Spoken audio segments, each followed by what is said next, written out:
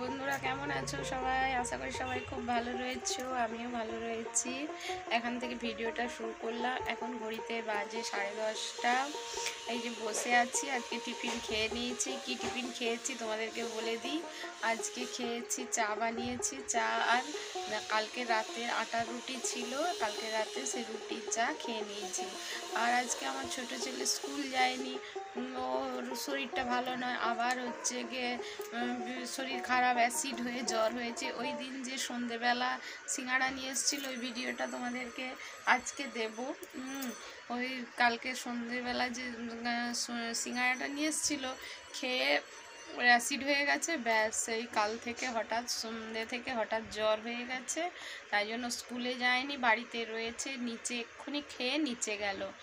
আর ওকেও দিয়েছি। আর চা রুটি খেয়ে নিয়েছি মা ছেলে মিলে। আর বড় ছেলে কলেজ চলে গেছে, হাজব্যান্ডও কাজে বেরিয়ে গেছে। আর আমি তো আমার সকালের কাজকর্ম, রান্না নয়, কাজকর্ম আর হচ্ছে টিউশন পড়ানো হয়ে গেছে। এবার চলে এসেছি রান্নাঘরে কাজ। এবার রান্না দেখা যাক কী রান্না করব। তো চলো বন্ধুরা, দেখতে থাকো, পাশে থাকো, সারাদিন কী কী করছি সবাই দেখো আর কমেন্ট করো। তো চলো দেখতে থাকো। তাহলে বন্ধুরা, তোমাদের সঙ্গে কিছুক্ষণ গল্প করে নিলাম। এরপর দেখো চলে আসছি ছাদে। রোদ বেরিয়েছে আজকে, কিন্তু রোদটা একটু বেরিয়েছে।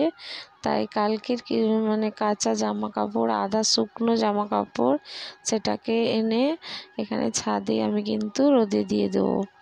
আর হচ্ছে মানে কালকে একটু করতে মানে কাচতে দেরি হয়ে গেছে, ওই জন্য বিকেলবেলা অতটা শুকনো হয় না, আদা ভেজা ছিল। ওইগুলোকে তুলে নিয়ে হচ্ছে একটা ছাদে চেয়ার রাখা আছে, চেয়ারে রেখে দিয়েছিলাম। তারপর এই যে বের করে ওগুলোকে সব রোদ দিয়ে দেবো। রোদ দেওয়া আমার হয়ে গেলে চলো তোমাদেরকে এবার আমার রান্নাঘরে নিয়ে যাই। রান্নাঘরে গিয়ে এবার আমি বাসন কোসন মাজা সমস্ত কিছু কাজগুলো করে নেব, একে একে করে নেব। আর দেখো ছাদ থেকে আমি দাঁড়িয়ে দেখছি, পাশাপাশি আমাদের সব অনেক ছাদ রয়েছে, তাই সব ঘরেই ছাদে গাছ লাগিয়েছে এবং গাছের এই প্রাকৃতিক দৃশ্যটা দেখতে ভালো লাগে। শাক নিয়ে এসছে, শাক রান্না করব। আর এইদিকে বেগুন, কুঁদরি এগুলো রয়েছে করি। আর এইদিকে আলুর যা দাম বেড়ে গেছে, আলু খাওয়া কমাতে বলেছে।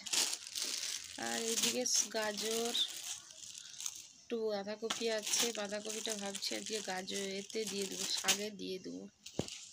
ঠিক আছে, দেখি কি রান্না করি। আগে শাকটা আপাতত শাকটা কেটে নিয়ে আবার আসছি তোমাদের সঙ্গে। এরপর আমি কিন্তু এদিকে উনুনে ভাত বসিয়ে দিয়েছি। এবার ভাতটা হয়েছে কিনা সেটা আমি খুন্তিতে কতগুলো ভাত নিয়ে আঙুলের সাহায্যে টিপে দেখে নেব। আর বন্ধুরা, একটা ভাত হয়ে যাওয়া মানে সব ভাতই হয়ে যাবে। ভাত হয়ে গেছে, এবার আমি কিন্তু শাকের তরকারিটা করে নিচ্ছি। লাল শাক, আলু, বেগুন আর একটু বাঁধাকপি ছিল, ওইটা দিয়ে শাকের তরকারিটা করে নিলাম। খেতেও কিন্তু দুর্দান্ত হয়েছে। তাহলে ওদিকে তরকারিটা উনুনে ফুটছে, আর এদিকে ভাবলাম যে গ্যাসটা আমি মুছে নিই। আর গ্যাসটা হচ্ছে, তোমরা হয়তো ভাবছো গ্যাসে রান্না করিনি, গ্যাস মুছছো কেন? না, সকালে চা হয়, তারপর অনেক সময় রাতে হয়তো রুটি করি, তখন গ্যাস পোছা হয় না।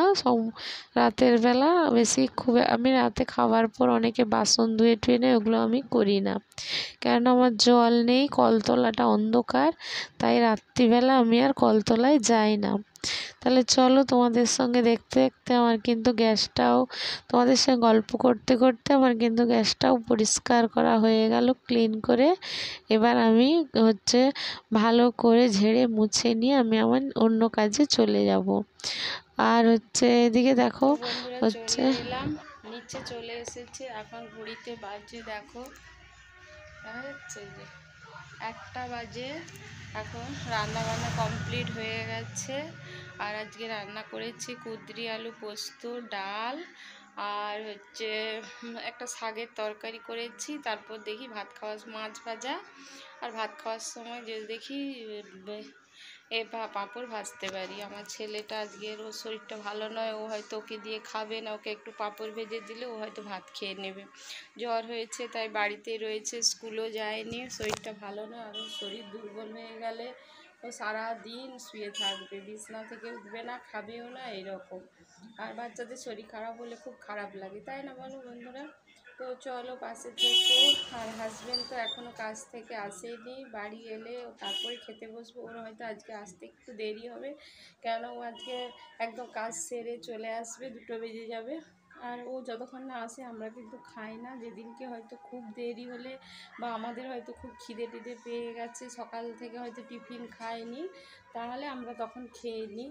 আর আজকে পেট ভার আছে, ওই জন্য ভাবছি যে ও আসুক তারপরে আমি খাবো।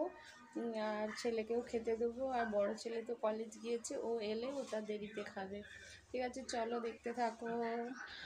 হাজব্যান্ড আসেনি তাই আমি ঘরে বসে বসে একটু টিভি দেখছিলাম, তারপর দেখি ও চলে এসছে এবং আসা মাত্রই আমাকে কিন্তু এটা ভিডিও করে দেখালো।